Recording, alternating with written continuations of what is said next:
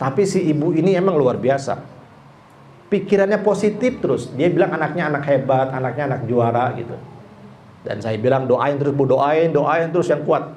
Apa yang terjadi begitu dia masuk usia kuliah, benar-benar berubah Bu. Saya kagetnya ketika sholat zuhur dekat rumah masjid, ada anak itu tuh. Padahal SMP SMA-nya nakal gitu. Karena kalau dari 7 tahun udah sholat sampai usia 10 tahun berarti 3 tahun tuh. 3 tahun dibiasakan terus untuk sholat, nggak mungkin anak itu nggak sholat. 7 tahun itu kelas berapa sekarang? Kelas 1 SD. Ya, jadi kelas 1 SD, anak kita itu sudah harus kita suruh sholat 5 waktu. Jangan dianggap remeh nih. Jangan dianggap, masih kecil biarinlah. Jangan. 5 waktu itu harus kita ajak dia untuk sholat 5 waktu. Kalau usia 7 tahun kita lalai mendidik dia untuk perhatian sholatnya, maka boleh jadi ketika besar kita yang direpotkan oleh anak kita untuk urusan sholatnya.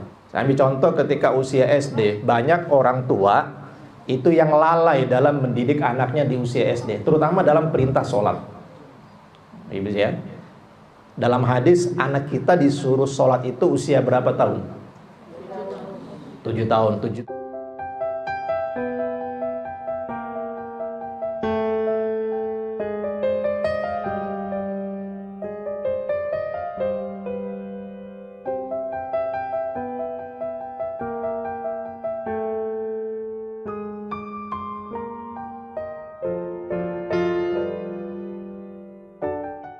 Assalamualaikum warahmatullahi wabarakatuh. Saya sedang bersama para penghafal Quran, para asatidz pesantren Nurul Azhar Yayasan Tabung Wakaf Umat. Pendidikan merupakan aset investasi masa depan untuk anak bangsa. Pendidikan gratis, penghafal Quran, bisa baca kitab kuning, punya life skill.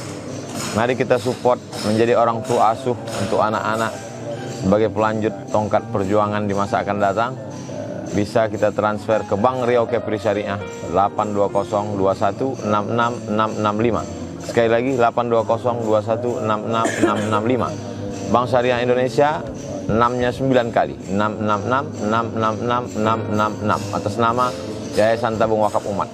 Mohon sertakan kode transfer 03 di akhir nominal transfer. Konfirmasinya ke nomor ini 0852 6541 6060. Sekali lagi 0852 6541 6060. Berkah selalu, sukses.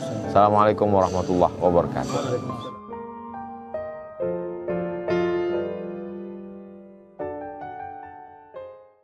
Bismillahirrahmanirrahim. Assalamualaikum warahmatullahi wabarakatuh. Waalaikumsalam warahmatullahi wabarakatuh. Alhamdulillahirabbil alamin. Wassalatu wassalamu ala ashrafil anbiya'i wal mursalin Sayyidina wa maulana Muhammadin wa ala alihi wa sahbihi ajma'in, amma ba'du. Ibu-ibu jamaah sekalian yang dirahmati Allah subhanahu wa ta'ala, alhamdulillah, puji dan syukur kita panjatkan kehadirat Allah pada sore yang berbahagia ini. Sama-sama kita bisa hadir di tempat majlis ini. Mudah-mudahan hari ini hari Jumat, Yaumul Jum'ah, Yaumul Barokah. Mudah-mudahan kita mendapatkan keberkahan di hari Jumat.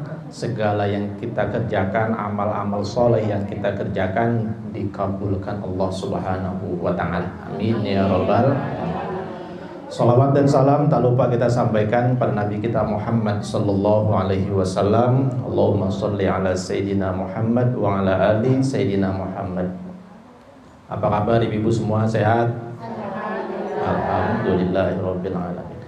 Banyak mungkin saudara-saudara kita yang hari ini masih berbaring di rumah sakit, nggak bisa dia beraktivitas seperti kita. Nah, oleh karenanya senantiasa kita bersyukur atas nikmat sehat yang Allah berikan kepada kita. Dengan cara apa syukurnya? Hadir di majlis-majlis ta'lim, hadir di tempat-tempat kebaikan, itu sebagai tanda wujud syukur kita atas anugerah nikmat sehat yang Allah berikan kepada kita semua. Ibu-ibu jamaah sekalian yang berbahagia, banyak orang yang siang dan malamnya digunakan untuk bekerja. ketika ada orang menginginkan memiliki rumah yang mewah sebagai investasi dia, maka dia tidak pernah akan lelah bekerja siang dan malam dalam rangka mewujudkan barang yang dia inginkan. Ada nggak yang begitu? Banyak. Ada yang pengen punya kendaraan mewah, maka kemudian dia berusaha bagaimana caranya siang dan malam yang dia pikirkan bagaimana kendaraan itu bisa dia miliki. Tak kenal lelah dia mengerjakan aktivitas hariannya dalam rangka memenuhi target dari barang yang dia inginkan. Padahal rumah itu boleh jadi ketika kita meninggal akan hilang. Kemudian mobil ketika kita meninggal tidak ada kita bawa ke alam kuburan. Ya. Seharusnya ada sesuatu yang harus benar-benar kita pikirkan, yang tidak boleh kita ada kata-kata lelah di situ. Apa itu? Memikirkan investasi akhirat kita. Ya Bu ya. Jadi kalau dunia investasinya dia akan berakhir, dan boleh jadi kemudian ketika kita meninggal dunia barang itu sudah tidak lagi menjadi milik kita. Ada yang direbutkan menjadi barang ahli waris dan lain sebagainya. Bahkan boleh jadi banyak orang yang memperebutkan harta kekayaan kita ketika sudah meninggal dunia sampai ribut antar saudara. Ada nggak yang begitu? Banyak. Jadi ternyata lelahnya kita bekerja siang dan malam, kalau pada akhirnya ketika kita meninggal dunia tidak mengalirkan apa-apa, itu sangat rugi luar biasa. Nah, yang harus kita pikirkan sebagai seorang perempuan, seorang wanita adalah bagaimana kemudian kita melakukan aktivitas amal yang kemudian menjadi investasi akhirat kita. Siapa yang harus benar-benar kita pikirkan untuk investasi akhirat kita? Anak kita. Makanya tema saya dalam kajian kita ini adalah jangan lelah mendidik anak. Jangan lelah mendidik anak. Saya tanya sekarang, di sini ada nggak yang masih punya anak usia SD? Atau cucu usia SD, ada nggak di sini? Coba angkat tangan. Oh banyak ya. Ada yang punya anak di usia SMP dan SMA? Ada, angkat tangan? Ada juga. Adakah yang masih punya anak usia kuliah dan belum nikah? Oh banyak ya. Jadi Bapak Ibu sekalian, tipikal anak-anak kita menyikapinya berbeda-beda. Ketika dia masih usia SD, ketika dia usia SMP, ketika dia usia SMA, bahkan kemudian ketika dia sudah kuliah. Kalau kemudian kita lelah mendidik anak, maka boleh jadi investasi yang akan mengalirkan pahala kepada kita ketika meninggal dunia tidak kita dapatkan. Rugi nggak kira-kira? Rugi. Ini investasi panjang, investasi jangka panjang yang boleh jadi ketika kita sudah meninggal dunia, kalau anak itu berhasil kita didik dengan baik, maka dia akan ngirimin terus pahala buat kita semua. Kitanya sudah terbujur kaku di kuburan nih, ya ibu-ibu sekalian. Tapi setiap kali malam anak kita sholat qiyamul lail, maka pasti pahalanya nyampe ke kita. Setiap hari ba'da maghrib dia baca Quran, pahalanya nyampe ke kita. Setiap hari anak kita melakukan sholat 5 waktu, pahalanya nyampe ke kita. Kitanya di mana sudah? Di kuburan. Nah oleh karenanya jangan pernah menganggap mendidik anak kita ini menjadi hal nomor sekian. Dia harus pendidikan nomor 1. Ibu sekalian, saya ambil contoh ketika usia SD, banyak orang tua itu yang lalai dalam mendidik anaknya di usia SD, terutama dalam perintah sholat. Ibu ya, dalam hadis anak kita disuruh sholat itu usia berapa tahun? 7 tahun. 7 tahun itu kelas berapa sekarang? Kelas 1 SD. Ya. Jadi kelas 1 SD anak kita itu sudah harus kita suruh sholat 5 waktu. Jangan dianggap remeh nih. Jangan dianggap masih kecil biarinlah. Jangan. 5 waktu itu harus kita ajak dia untuk sholat 5 waktu. Kadang-kadang orang, udah Ustaz, udah saya suruh anak saya sholat. Sholat apa? Sholat maghrib aja. Isanya nggak disuruh, subuhnya nggak dibangunin, zuhurnya nggak dibangunkan, nggak diajak untuk sholat. Asarnya dia main sama teman-temannya, kita nggak panggil untuk sholat asar. Akhirnya apa yang terjadi ibu-ibu sekalian? Kalau usia 7 tahun kita lalai mendidik dia untuk perhatian sholatnya, maka boleh jadi ketika besar kita yang direpotkan oleh anak kita untuk urusan sholatnya. Saya ngerasain nih ya. Saya ngerasain itu anak-anak di sekolah, kebetulan banyak orang tua murid yang curhat. Ustadz, anak saya disuruh sholatnya susah banget gitu. Sampai pegel nih mulut saya nyuruh sholat, ya, ngajak dia supaya sholat tuh sampai nggak juga bergerak gitu. Saya bilang, ibu mulai nyuruh sholat anak tuh kapan gitu? Pas SMP, Ustaz. Dulu waktu di SD digituin nggak? Enggak. Jadi ibu-ibu sekalian yang masih punya anak SD usia 7 tahun apalagi, tolong orang tua nih di rumah, ya, setiap saat 5 waktu itu ajak dia, bangunkan dia. Ustadz, kesian Ustadz kalau subuh-subuh dibangunin. Berawal dari kasihan itu yang akhirnya kemudian kita akan merepotkan di masa depan nanti. Biarlah kita nggak tega-tegaan sekarang nih masih kecil, daripada nanti kita besarnya kita yang direpotkan gitu. Makanya kata Rasulullah, kalau anak kita sudah usia 10 tahun, kelas berapa berarti itu? Kelas 3. Kalau anak kita sudah kelas 3 SD, dia tidak sholat juga, apa yang disuruh Rasulullah? Dipukul. Artinya apa? Kalau udah ada anak kelas 3 SD tidak sholat, maka orang tua harus memberikan hukuman kepada anaknya. Ada nggak di sini nih yang menghukum anaknya kelas 3 SD karena dia tidak sholat subuh? Ada nggak di sini? Jarang kan? Dibiarin aja tuh. Padahal Rasul udah ngajarin tuh. Kalau udah 10 tahun, udah kelas 3 SD, nggak juga dia sholat, hukum dia. Memang disuruhnya dipukul gitu. Hukuman kalau nggak tega mukul gimana Ustadz? Potong uang jajan. Itu bagian dari cara menghukum kita tuh.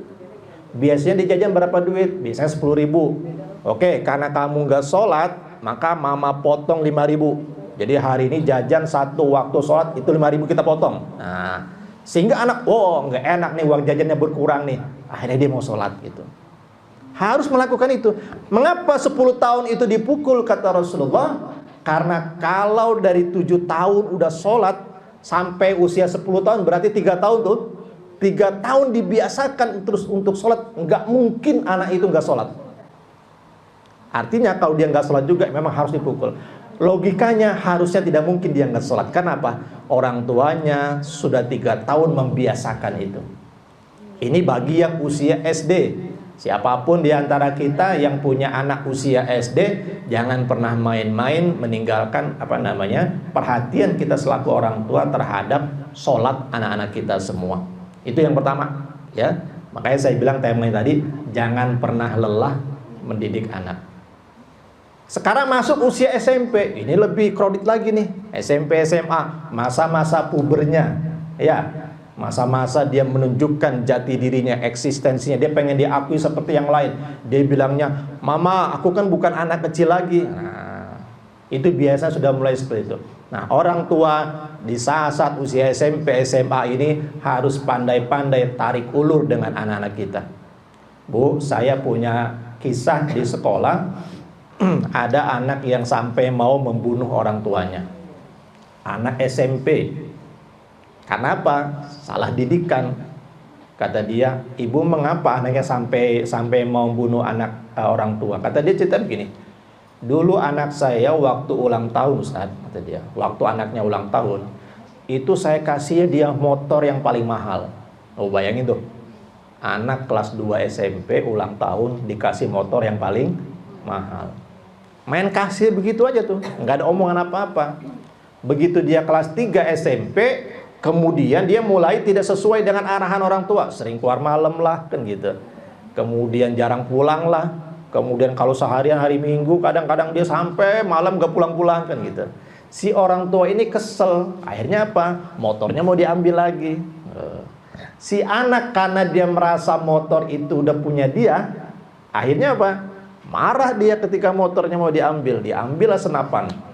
Bayangkan tuh seperti itu. Jadi ada orang tua yang dia merasa sayang dengan anaknya, dia tidak kemudian memberikan pendidikan kepada anaknya dalam rasa sayangnya tadi. Dia pikir dengan dia kasihkan barang mewah, maka kemudian itu tanda sayang dia. Padahal ternyata hadiah yang dia berikan di luar kewajaran, itu justru akan menyengsarakan orang tua. Kalau begitu nggak boleh kita ngasih hadiah, boleh ya. tapi harus sewajarnya. Dan bukan hanya sewajarnya juga, ketika kita memberikan hadiah sesuatu yang mahal, kasih target dan kemudian ada perjanjian di situ. Nah, kalau kamu pengen dibelikan handphone, oke, mama belikan handphone, tapi syaratnya kamu hafalkan dulu surah An-Naba gitu. Nah, boleh saja kamu mama belikan motor, mama belikan Honda, tapi syaratnya kamu hafal juz 30 dulu. Begitu harusnya. Sehingga apa? Sehingga si anak akan merasa tertantang untuk mendapatkan sesuatu.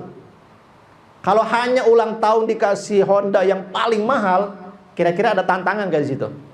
Nah, saya sering bilang di sekolah, saya bilang ulang tahun itu bukan prestasi. Iya, ulang tahun prestasi bukan? Bukan. Itu udah jalan usia yang Allah kasih gitu. Jadi kalau ngasih hadiah jangan berlebihan gitu. Kasih hadiah itu sesuatu yang prestasi bagi anak, atau kasih tantangan dia. Kalau kemudian dia berhasil melewati tantangan yang kita berikan, kasih hadiah. Begitu caranya. Makanya ini sangat penting ya, Bapak Ibu sekalian, Ibu-ibu sekalian. Kalau kemudian di usia SMP ya, SMA kita bebaskan dia sebebas-bebasnya, maka siap-siaplah kita suatu saat nanti kita akan kerepotan menghadapinya ya. Nah, masuk kemudian setelah dia tamat SMP SMA, dia masuk ke usia perkuliahan. Ini orang tua harus benar-benar hati-hati menghadapi anak di usia-usia perkuliahan.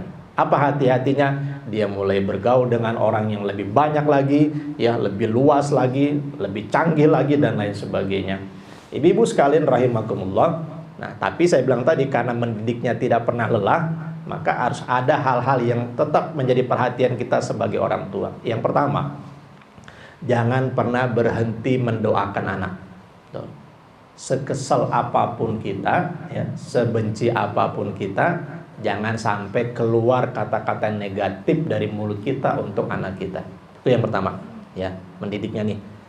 Benci apapun kita, jangan keluar nih kata-kata yang kasar, kata-kata yang kemudian membuat anak itu jadi doa, ya. Makanya kalau orang tua marah pada anak, kalau bisa marahnya dengan kata-kata yang positif, kata-kata yang bagus. Dasar anak imam besar kan gitu. Dasar anak soleh kan gitu. Biasanya kita kalau marah sama anak, apa kita kata? Dasar anak nakal. Nah, dasar anak mada segala macam tuh. Keluar enak aja tuh dari mulut kita, padahal boleh jadi itu menjadi doa. Makanya ibu-ibu, apalagi ibu-ibu nih yang mulutnya itu lebih tajam, keramat bagi anak-anak nih, hati-hati ya. Kita tidak boleh lelah untuk kemudian mengeluarkan kata-kata positif untuk anak-anak kita. Tengah malam doa itu. Sebandel apapun anak kita, kalau orang tuanya rutin mendoakan anaknya, insya Allah nanti Allah rubah tuh. Ada orang tua yang, saya mohon maaf cerita gini karena pengalaman di sekolah ya, banyak orang-orang yang orang tua murid yang curhat. Ustadz, anak saya ini udah segala macam cara saya lakukan masih belum juga berubah kan gitu. Kayak saya bilang jangan pernah lelah, anak itu ujian kita. Boleh jadi ketika SD dia bagus, SMP-nya dia berubah, SMA dia berubah, ada nggak yang begitu tuh? Baik-baik aja tiba-tiba SMP SMA dia berubah. Itu jangan kaget, memang masanya. Yang penting dari orang tua, kata-kata baik terus ya, doain terus. Udah saya doain Ustadz, masih juga begitu juga ya. Maka kalau udah kita doakan yang terbaik, udah kita lakukan yang terbaik ibu-ibu sekalian, maka serahkan pada Allah. Nanti ada saatnya tuh Allah kasih kejutan buat kita. Ada satu siswa bu, di sekolah saya itu SMP-nya agak bandel lah, SMA-nya juga begitu. Tapi si ibu ini emang luar biasa. Pikirannya positif terus. Dia bilang anaknya anak hebat, anaknya anak juara gitu. Dan saya bilang doain terus bu, doain terus yang kuat. Apa yang terjadi begitu dia masuk usia kuliah, benar-benar berubah bu. Saya kagetnya ketika sholat zuhur dekat rumah masjid, ada anak itu tuh. Padahal SMP SMA-nya nakal gitu. Kok ketika sholat zuhur dia ada di masjid? Saya tanya, tumben kamu ada di masjid nih. Saya di sana panggilnya mister. Iya mister, saya baru sadar ternyata itu. Pas saya masuk kuliah, terasa betul nasihat-nasihat orang tua. Maka saya sekarang setiap azan langsung berkumandang, saya langsung menuju ke masjid mister. Sebetulnya saya malu-malu nih, karena saya baru ini sholat tepat waktu tadi ya gitu. Nah saya bilang bahwa jangan pernah berhenti tuh untuk doain anak yang baik-baik. Nanti urusan kapan dia berubahnya itu adalah urusan Allah Subhanahu wa Ta'ala. Itu yang pertama, doain ya. Jangan sampai mulut kita mengucapkan kata-kata yang negatif, kata-kata yang tidak baik untuk anak kita. Yang ketiga, Bapak Ibu sekalian, harus berpikir positif terhadap anak. Ya, pikiran mindset positif. Jangan nanti dibuat negatif, karena kalau setiap yang kita pikirkan negatif, bisa jadi memang akan kenyataan tuh.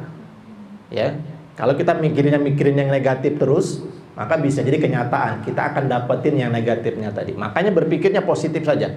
Oh ya Allah, sekarang memang begini, tapi saya yakin ya Allah, kayaknya dia kalau udah gede mah nanti akan ingat sama saya nih.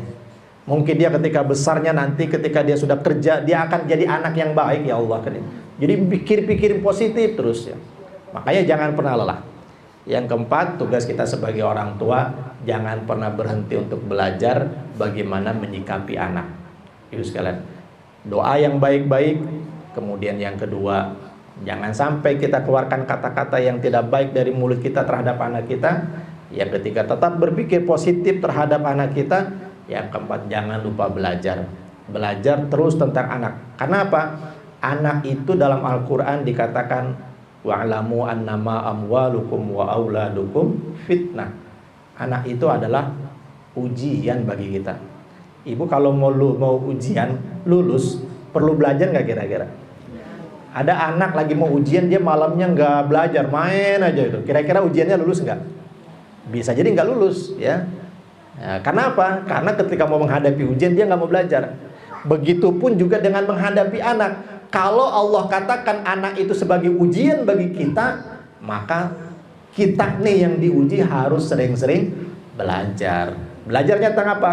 Belajar tentang mendidik anak-anak kita. Sekali lagi saya katakan, jangan pernah lelah kita mendidik anak kita. Berpikirlah serius untuk mendidik anak. Karena apa? Karena dialah investasi akhirat kita. Boleh jadi jasad kita terkubur nantinya, tapi kalau anak kita soleh, solehah, maka insya Allah pahala terus akan mengalir di alam kubur kita. Amin ya robbal. Tapi jangan harap itu akan terjadi kalau kita lengah, ya, lelah dengan lengah nih, lengah mendidik anak-anak kita, cuek aja, mau bagaimanapun anak saya mau pulang malam kah dan lain sebagainya, nggak pernah kita pedulikan. Siap-siap saja nanti kita meninggal dunia, boleh jadi jangankan mendapatkan kiriman pahala, boleh jadi dapat kiriman dosa dari anak-anak kita. Nauzubillah min dzalik. Mudah-mudahan kita selalu berdoa, Allah karuniakan kepada kita semua anak-anak yang soleh dan solehah.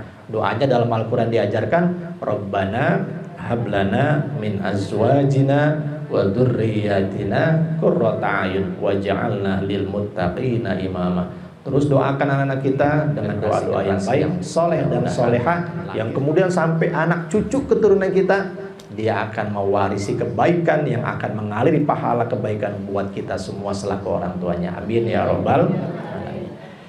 Baik ibu sekalian, ada 3 pertanyaan nih yang ingin saya langsung saja. Ya, nanti yang bisa menjawab ini dapat hadiah. Mau hadiah nggak kira-kira? Mau ya? Siap menjawab? Udah belajar belum semalam? Baik, yang bisa angkat tangan. Nanti Ustazah yang akan nunjuk ya.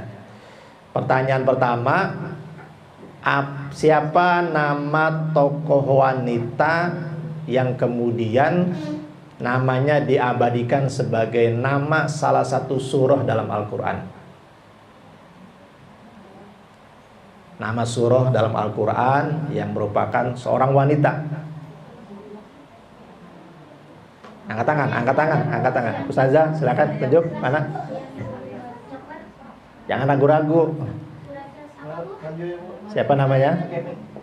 Kami minta ibu-ibu yang di belakang bisa lebih maju ke depan karena tempatnya masih lapang ini Bu. Kasihan ibu-ibu yang di belakang.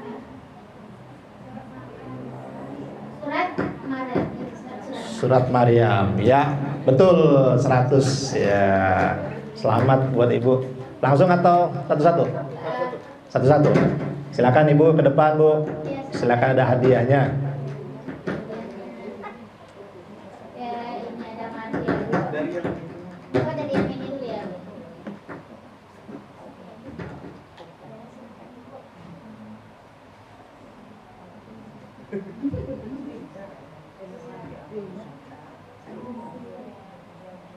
Alhamdulillah. Itu rizki. Jadi salah satu wanita yang namanya diabadikan dalam Al-Quran adalah surah Maryam. Namanya Maryam. Ya. Baik, pertanyaan kedua. Di hari Jumat dan malam Jumat itu kita disunahkan kan membaca surah apa? Al-Kahfi. Ya, Yasin Al-Kahfi. Dalam Al-Kahfi ada cerita tentang, mudah-mudahan bisa nih ya, tentang dua orang nabi yang melakukan perjalanan, ya, nabi yang melakukan perjalanan. Siapakah nama nabi tersebut yang ada dalam surah Al-Kahfi? Kan baca surah Al-Kahfi kan? Nah, coba siapa nama nabinya? Satu aja boleh lah, yang ada dalam Al-Quran surah Al-Kahfi. Ada nabi apa ya? Oh, ada tuh, saja, silakan. Selain dari ibu, Bu. Yang belum. Yang belum. Yang belum. Yang belum ya, Bu. Nah, Ada ada, Bu. nabi apa? Tujuh Angkat tangan tangan, ya, Bu. tujuh tangan. Ya, Bu. Iya, Nabi Khidir. Ada Bang Khidir sini? Ya. Itu kan bisa. Nabi Khidir dan Nabi Musa, tapi Nabi Khidir aja udah pas.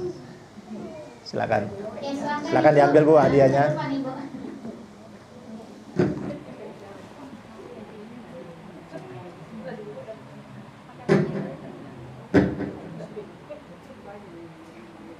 Selanjutnya, Siap. Pertanyaan terakhir, hadiah tinggal satu. Ya. Bu.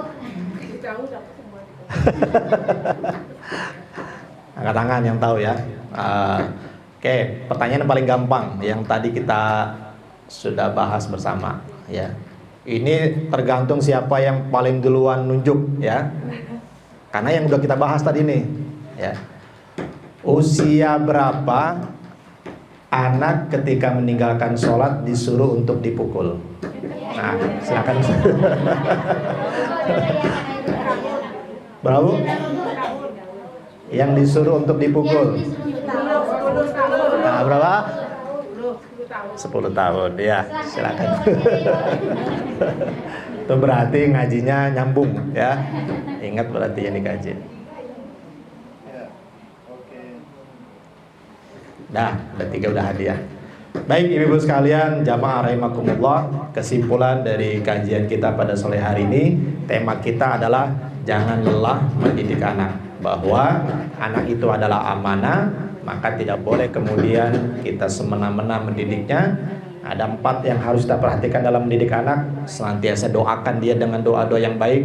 Yang kedua, jangan pernah keluar kata-kata negatif kepada anak di mulut kita. Yang ketiga, berpikirlah positif bahwa anak kita pasti akan baik dan soleh di masa yang akan datang.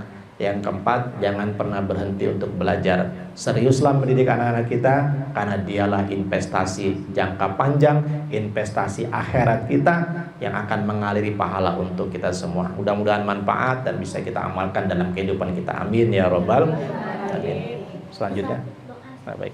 Mari sama-sama kita tutup dengan pembacaan doa. Mudah-mudahan doa di hari Jumat ba'da asar di antara doa yang dikabul oleh Allah Subhanahu wa taala. Maka seriuslah kita dalam berdoa. Kita bacakan umum kitab surah Al-Fatihah untuk saudara-saudara kita, orang tua kita yang sudah meninggal dunia, untuk anak-anak kita semoga menjadi anak yang soleh. Allah jaga mereka semua dari pergaulan yang tidak baik. Ala hadi ini Al-Fatihah. A'udzubillahi minasyaitonirrajim. Bismillahirrahmanirrahim. Alhamdulillahirabbil alamin arrahmanir rahim maliki yaumiddin. Iyyaka na'budu wa iyyaka nasta'in. Shiratal mustaqim. Shiratal ladzina an'amta 'alaihim ghairil maghdubi 'alaihim waladdallin. A'udzu billahi minasyaitonir rajim. Bismillahirrahmanirrahim. Alhamdulillahirabbil alamin. Allahumma shalli 'ala sayidina Muhammad wa 'ala ali sayidina Muhammad. Allahumma ighfir lana dzunubana wa liwalidina warhamhum kama rabbawna shighara. ولجميع المسلمين والمسلمات والمؤمنين والمؤمنات الأحياء منهم والأموات. Ya Allah, ya Tuhan kami, ampuni segala dosa-dosa kami ya Allah. Ampuni segala kesalahan-kesalahan kami ya Allah. Ampuni segala kelalaian-kelalaian kami dalam mengingat-Mu ya Allah. Ampuni andaikan ada kelalaian kami dalam mendidik anak-anak kami ya Allah. Ya Allah, ampuni kami selaku orang tua andaikan kami pernah lalai dalam mendidik anak kami ya Allah. Ampuni kami selaku orang tua andaikan kami menjadi orang tua yang tidak sungguh-sungguh membesarkan anak, mendidik anak kami ya Allah. Ya Allah, ampuni kami selaku orang tua andaikan pernah kami contohkan contoh-contoh yang tidak baik untuk anak-anak kami ya Allah. Ya Allah, ya Tuhan kami, bersihkan kami dari segala dosa dan noda-noda ya Allah. Ya Allah, ya Tuhan kami, ampuni kesalahan kami kepada kedua orang tua kami ya Allah. Apapun bentuk kesalahan kami yang pernah kami lakukan kepada ayah dan ibu kami, ampuni kami ya Allah. Ya Allah, ya Tuhan kami, panjangkanlah umur kami dalam ketaatan kepadamu ya Allah. Ya Allah, ya Tuhan kami, andai ada di antara kami yang orang tuanya sedang sakit, angkat penyakit orang tua kami ya Allah. Sembuhkan sakitnya ya Allah. Seberat apapun sakit yang dideritanya, Engkaulah yang maha menyembuhkan. Sembuhkan penyakit ayah ibu kami ya Allah. Ya Allah, panjangkan umur orang tua kami ya Allah. Bahagiakan akhir hayat orang tua kami ya Allah. Ya Allah, andai ada di antara kami yang orang tuanya sudah meninggal dunia, ampuni orang tua kami di alam kuburnya ya Allah. Berikanlah kenikmatan kubur di alam kubur orang tua kami ya Allah. Rabb, jangan kau siksa orang tua kami di alam kuburnya ya Allah. Berikanlah kenikmatan-kenikmatan kubur di dalamnya ya Allah. Ya Allah, panjangkan umur kami dalam ketaatan. Andaikan Engkau akan mewafatkan kami ya Allah, wafatkan kami dalam keadaan husnul khotimah ya Allah. Ya Allah, begitu banyak dosa yang keluar dari mulut kami, dari lisan kami ini ya Allah, menggunjing, memfitnah, bergibah dan lain sebagainya ya Allah. Tapi kami mohon kepadamu ya Allah, saat ajal menjemput kami, mudahkan lisan ini mengucapkan kalimat tauhid la ilaha illallah Muhammadur Rasulullah. Ya Allah, ya Tuhan kami, jaga dan pelihara anak-anak kami ya Allah. Jadikanlah anak-anak kami anak-anak yang saleh dan salihah ya Allah. Ya Allah, lembutkanlah hatinya, baguskan perangai akhlaknya ya Allah. Ya Allah, ya Tuhan kami, sukseskan masa depan anak-anak kami ya Allah. Mudahkan mereka dalam belajarnya ya Allah. Jauhi mereka dari pergaulan-pergaulan yang tidak baik ya Allah. Jauhi mereka dari narkoba, pergaulan bebas, LGBT dan lain sebagainya ya Allah. Ya Allah, ya Tuhan kami, takdirkanlah ada di antara anak kami atau cucu kami yang menjadi penghafal Quran ya Allah. Takdirkanlah di antara anak atau cucu kami menjadi penghafal Quran ya Allah. Rabbana la tuzigh qulubana ba'da idh hadaitana wa hab lana min ladunka rahmah innaka antal wahhab. Rabbana ij'alna muqimas shalah wa min dzurriyyatina rabbana wa taqabbal du'a. Ya Allah, sebagaimana Engkau kumpulkan kami di dunia bersama keluarga kami ya Allah, kumpulkan kami hingga ke dalam surga-Mu sekeluarga kami ya Allah. Kumpulkan kami bersama saudara-saudara kami ke dalam surga-Mu ya Allah. Kumpulkan kami bersama saudara-saudara kami, bersama kekasih kami Nabi Muhammad sallallahu alaihi wasallam. Rabbana taqabbal minna innaka antas samiul alim wa tub alaina ya Allah innaka antat tawwabur rahim. Rabbana atina fid dunya hasanah fil akhirati hasanah wa qina adzabannar. Sallallahu ala sayyidina Muhammad walhamdulillahi rabbil alamin. Demikian, kurang dan lebih mohon maaf andaikan ada kesalahan. Billahi taufiq wal hidayah. Assalamualaikum warahmatullahi wabarakatuh.